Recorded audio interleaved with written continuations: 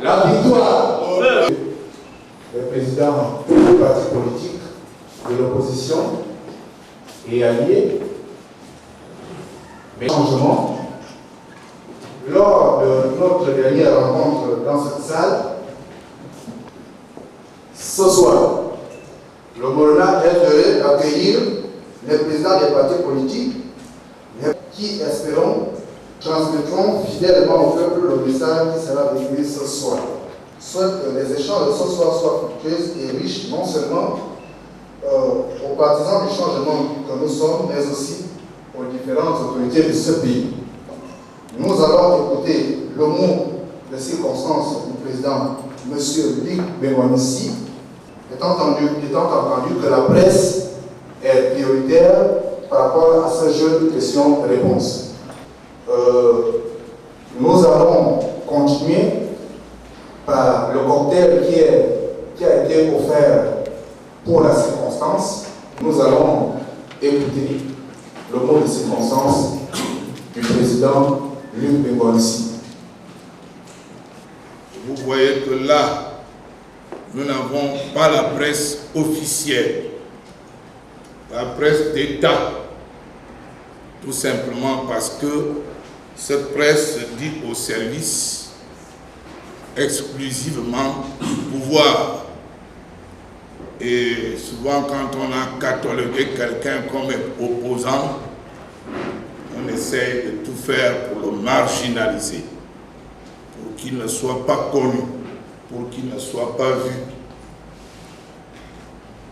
Je tiens donc à remercier également tous ceux qui sont là. J'ai le plaisir de retrouver plusieurs figures. Je retrouve M. le Président, le Père Mba, j'allais dire mon frère, mon grand frère. Je retrouve le maire, auquel on a travaillé, mon ami Benoît, notre fils est là. L'ensemble des chefs Ndoutoumela est là. Et je pense que nous allons passer des moments agréables. Certainement, nous avons à poser dans ce pays des problèmes qui doivent faire en sorte que le Gabon évolue, que le Gabon avance. Mesdames et messieurs les présidents des partis politiques, mesdames et messieurs les militants et sympathisants du parti, mesdames et messieurs les partisans pour l'alternance véritable, mesdames et messieurs les journalistes, distingués invités, l'honneur m'échoit à nouveau, à l'occasion de la célébration du 28e anniversaire de la création du mouvement de redressement national Morena, de m'adresser à vous tous afin de rappeler à la mémoire de la communauté nationale non seulement l'histoire de ce pays et les raisons de sa création, mais surtout de tirer les enseignements de la situation que traverse notre pays depuis l'élection tronquée du 30 août 2009 et le coup d'État électoral qui s'en est suivi. Mesdames et messieurs, les raisons qui ont amené certains d'entre nous à défier la dictature du PDG il y a 28 ans sont aujourd'hui encore malheureusement d'actualité. Simon Yonaba, vivant, Barthélemy Moubamba Nzengi, Jean-Baptiste Obien Touré, Jean-Marie Obam, Jules Mbabekale, Paul Calvin Tomo, Jean-Marie Ngemamito, Thomas Didier Mzé, Jérôme Ngimbi Mbina, Luc Bengonossi, décidèrent, au péril de leur vie, de créer un parti politique d'opposition dénommé Mouvement de redressement national Morena. Plusieurs d'entre eux nous ont quittés, auxquels nous pouvons ajouter plusieurs personnalités qui ont joué un rôle majeur pour le parti et le pays.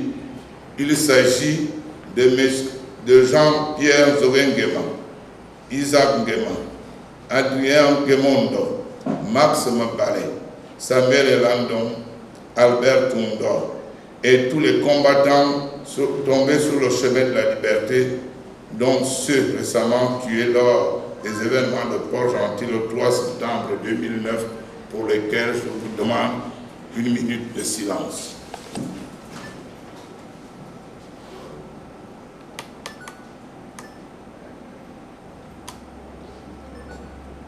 Je vous remercie.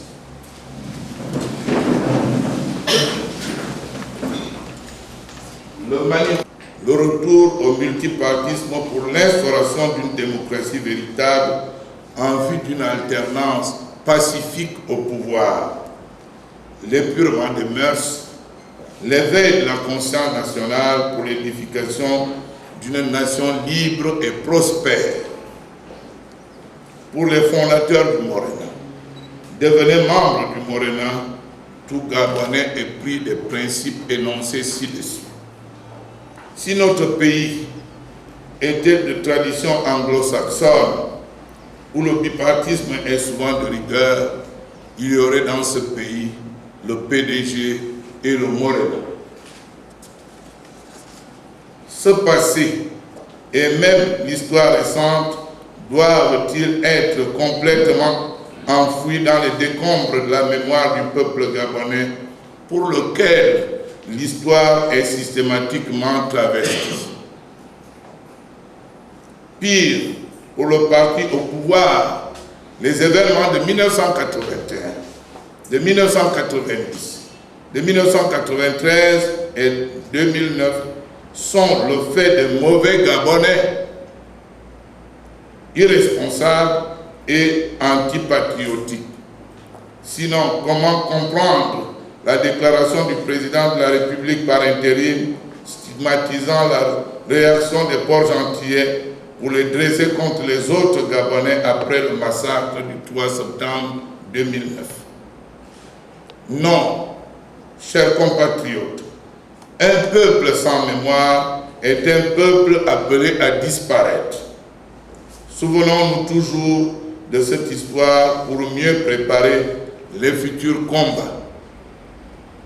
Après l'arrestation des principaux membres fondateurs du Morena, certains compatriotes en exil se sont évertués à entretenir la flamme de l'espoir en maintenant la pression sur la dictature PDG. Et finalement, en 1990, à la faveur d'une conjonction d'événements nationaux et internationaux, pour mémoire, la chute du mur de Berlin, la conférence de la Baule, mais surtout les revendications du peuple gabonais, que le pouvoir PDG de l'époque va accepter après moult tribulations le multipartisme immédiat. Pour mémoire, depuis 1967, la Constitution de la République gabonaise a été été modifié plus de 30 fois. A été modifié 5 fois au gré des besoins du système. Le comble de la répression politique et démocratique a été la suppression de la limitation du nombre de mandats présidentiels pour un seul homme.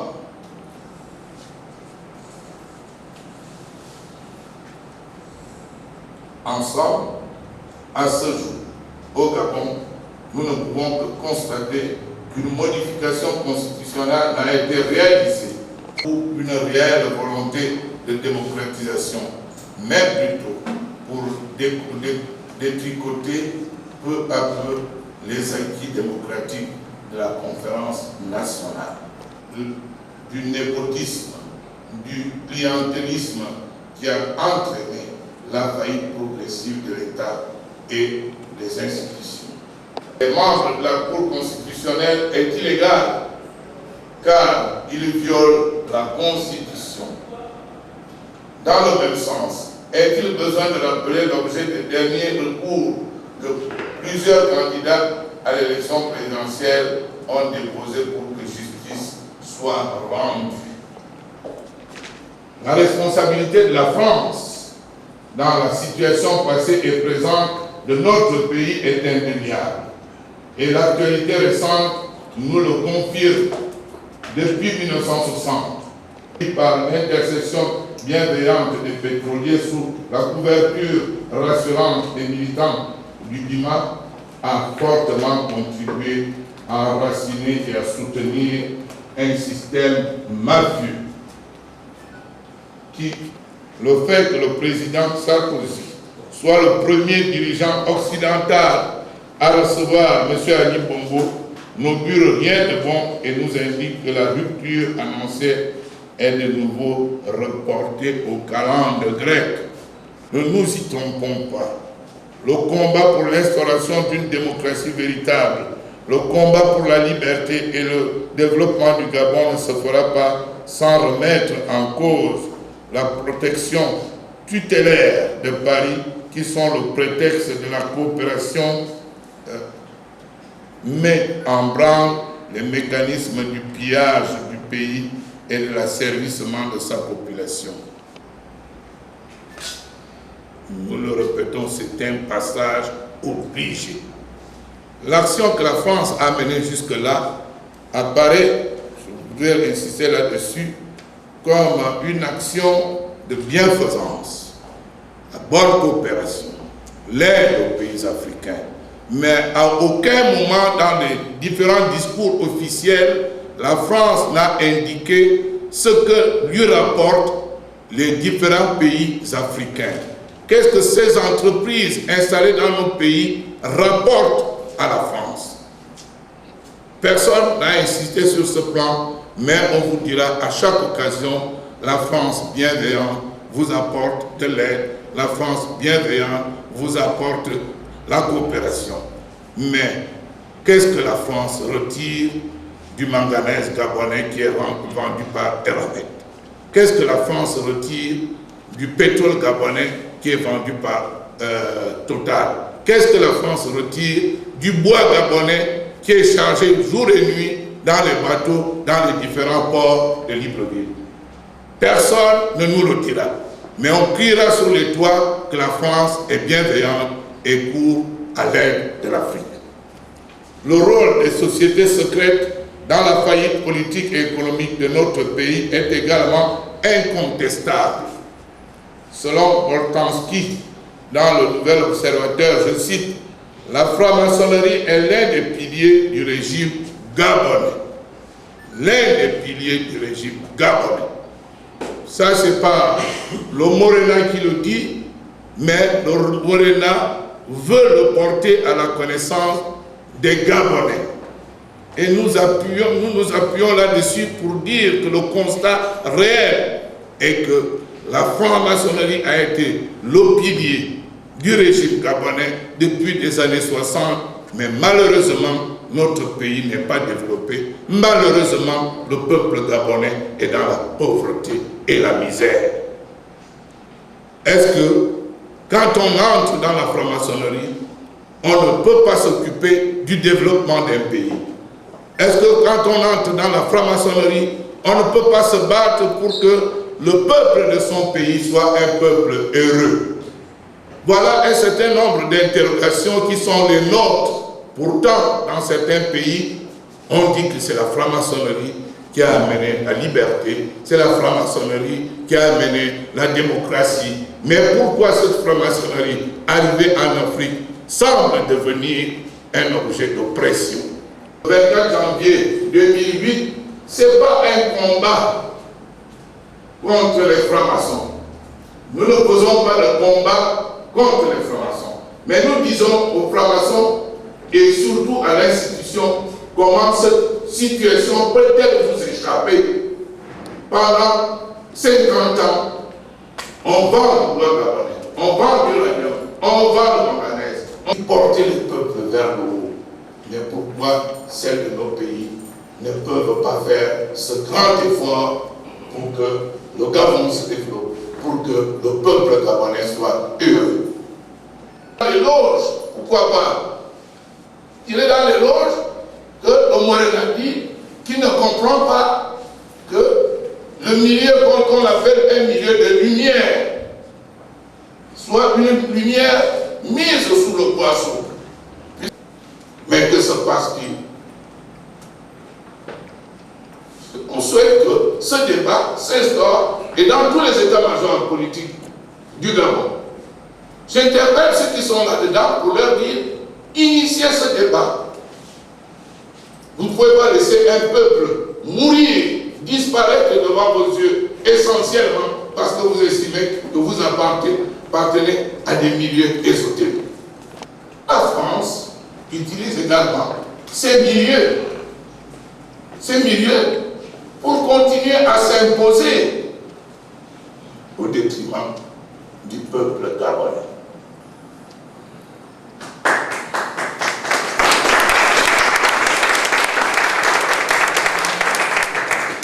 Comme son père avant lui, Ali Bongo, règne désormais sur les loges du pays. Pour Christophe Boltanski, si tu n'en es pas, on ne te voit pas et on ne te considère pas pour ce que tu es. Tu n'existes même pas. Hein? Et dans un pays, tu peux avoir des doctorats, tu peux avoir tout. Moi, on considère que tu n'existes pas, tu n'es rien du tout. Or, le pays a besoin de toutes les forces, le pays a besoin de toutes les intelligences.